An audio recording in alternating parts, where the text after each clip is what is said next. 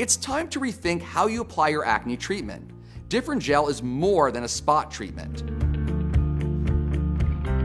Research has shown that in those who suffer from acne, inflammation builds around the hair follicle well before you can even see acne on the skin. So I think compliance with especially creams, topical medications is a struggle, because in order for the medicine to work, you have to use it the right way.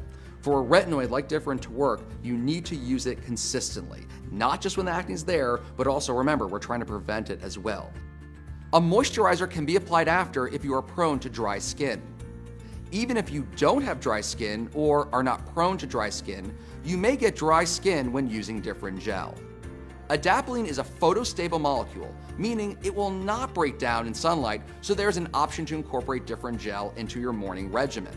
If you are going outdoors or to a place where you are getting direct sunlight, use a sunscreen as labeled. I think a big mistake both consumers and even patients make is that they'll stop their medication after they see clearance, after the acne goes away. In thinking about what acne is as a chronic disease, that just does not work. We don't only want to clear the acne, we want to prevent future breakouts. So continuing to use a retinoid like Differin after the acne is gone is only going to make sense. It only is going to help you prevent those future breakouts. Differin gel is able to clear and prevent acne, which helps restore skin's natural tone and texture.